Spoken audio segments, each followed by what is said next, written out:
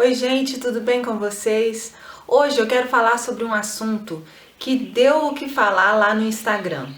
Eu recebo muitas perguntas com dúvidas dos seguidores a respeito de protetor solar e assunto vai, assunto vem, a gente começou a conversar sobre filtros físicos e químicos, qual que é melhor, qual que não é.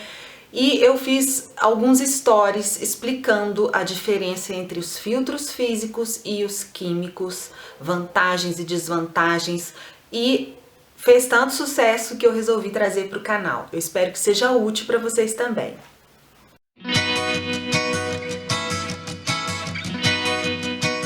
Vocês já devem ter ouvido muito falar sobre isso, sobre os filtros físicos e os filtros químicos presentes nos protetores solares que a gente usa. E aí, a primeira coisa que eu quero fazer nesse vídeo é fazer essa diferenciação entre filtro solar e protetor solar. O filtro solar é o componente químico que vai efetivamente fazer a barreira da radiação.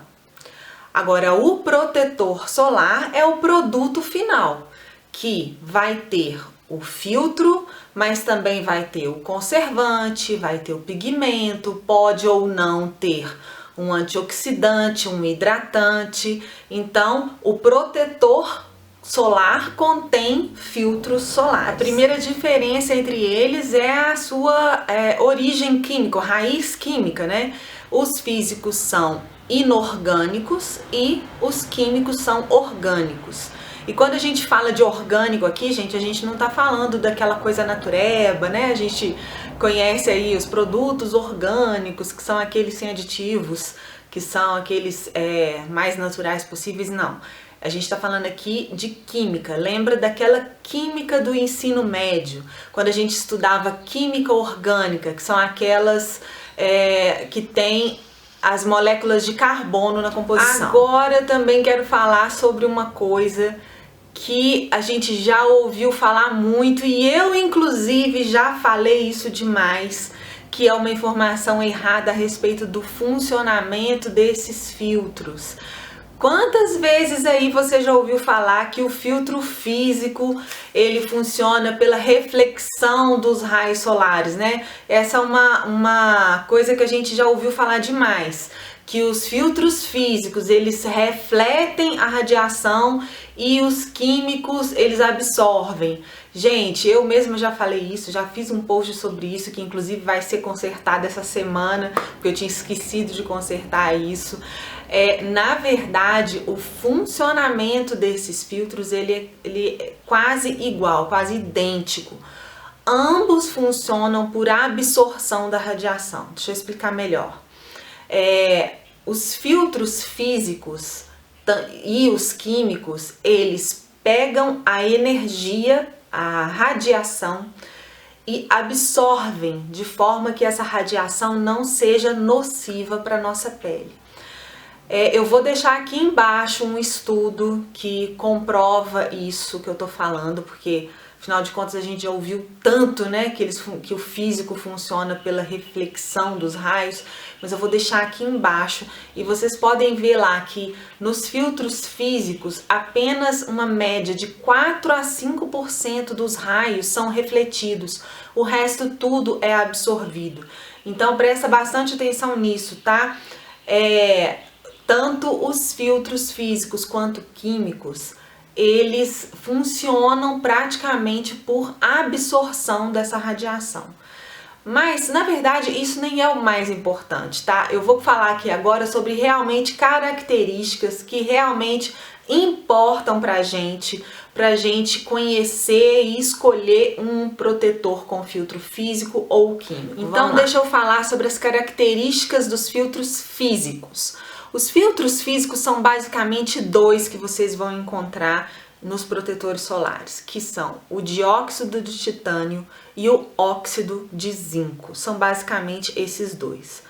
Quando o protetor solar tem cor, ele também tem óxido de ferro, que vai trazer a pigmentação.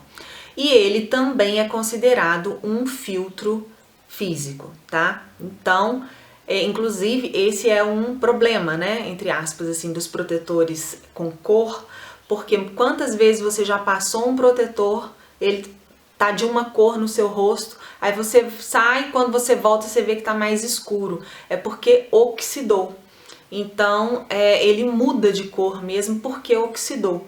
E por isso é que é tão bom, né? Eu já falei aqui outras vezes sobre a presença de antioxidantes nos protetores solares.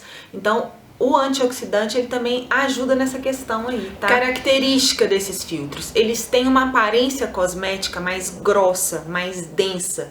Então, assim, alguns chegam a parecer uma pomada. Então, isso é um defeito, uma coisa que geralmente a gente não gosta nos filtros físicos. Eles podem deixar um rastro branco, sua cara fica mais esbranquiçada. Um exemplo muito comum, gente, vocês já devem ter ouvido muito falar sobre isso, é quem usa pasta d'água para proteger do sol. Surfista, tem muita foto, né, de surfista com aquela máscara branca assim, eles usam pasta d'água porque a pasta d'água é óxido de zinco, basicamente, e funciona assim como filtro solar. Mas o grande problema é esse mesmo, essa cara de palhaço, né? Essa cara branca. Então isso é uma desvantagem dos filtros físicos. Agora tem uma vantagem, porque eles são mais fotoestáveis, ou seja, eles se degradam menos na exposição solar. E outra vantagem, eles são potencialmente menos alergênicos, ou seja, mais difíceis de causar alergias e irritações. É por isso que os filtros físicos são os mais indicados para criança, para quem tem dermatite atópica, rosácea e para quem tem melasma também, pelo fato de ser mais estável, né? E aí, como ele se degrada menos, então quem tem melasma e precisa dessa proteção mais intensa acaba preferindo também filtro físico. Agora vamos para os filtros químicos. Os filtros químicos, vocês vão ver que eles têm diferença entre os nomes comerciais e os nomes que efetivamente podem aparecer no rótulo. Eu vou ler alguns aqui, vou deixar descrito para vocês conhecerem alguns. Benzofenone 3, octilmetoxinamate, octocrilene, oxibenzona, avobenzona. Esses nomes podem aparecer então no rótulo, na composição do produto. Mas também tem nomes comerciais. A L'Oréal, por exemplo, tem a patente do Mexoril. Outro nome comercial de um filtro químico é o Tinosorb. Tem Tinosorb S, Tinosorb M... Tem vários Tinosorb, mas esse é um nome comercial. Vou deixar aqui embaixo, o nome dele é grande pra caramba e é muito usado pela SkinCeuticals. E é um filtro químico muito bom porque ele é o mais fotoestável de todos. Então vamos às características. Os filtros químicos, eles têm uma aparência cosmética mais agradável, eles deixam o produto final mais bonito na pele, né? Têm uma aparência mais fina. Mas o problema é que eles são mais fotoinstáveis, ou seja, eles tendem a se degradar com mais facilidade com a exposição intensa ao sol. É por isso, gente, que a gente sempre ouve falar muito nos dermatologistas falarem para retocar o protetor solar após a exposição intensa ao sol. Uma coisa é você usar um protetor solar para ficar dentro de casa e a outra é ir para a praia, ficar lá naquele sol direto. Então, essa exposição intensa tende a degradar os filtros químicos mais rapidamente, assim como também a água, né? O suor, ou o fato de você nadar, então isso degrada o filtro mais rapidamente e aí você tem que retocar. Isso, gente, tanto físico quanto químico, mas o químico ele degrada mais rápido. Então vamos encerrar esse vídeo com essa conclusão aqui. Nós podemos ter protetor solar 100% com filtro físico, só de filtro físico. Ele também é conhecido como protetor mineral. Toda vez que você ouvir uma marca vendendo um protetor solar mineral, significa que ele só tem filtro físico, tá bom? Então a chance desse filtro te causar alergia é pequena. Porém, a chance de ele ter aquela aparência mais grossa, mais branca, é maior, tá? Ele pode ter cor ou pode não ter também. Isso, como eu falei, depende da presença do pigmento. Você também pode ter protetor solar que é 100% químico, só com os filtros químicos. Ou pode ter os que a gente chama de híbrido, que mistura filtros físicos e químicos num produto só.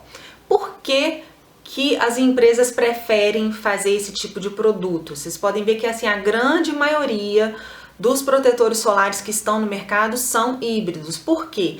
Porque eles unem as vantagens de um com as vantagens de outro. Então você pode ter um protetor com uma maior estabilidade, porém com uma aparência cosmética melhor. Então você tenta unir aí na formulação vantagens dos dois tipos de filtro e fazer um protetor melhor possível, né? Com uma aparência mais bonita, que te deixa de repente até com uma pele mais hidratada ou mais uniforme e por aí vai. A gente tá aqui nesse canal resenhando vários aí à procura do protetor perfeito, né?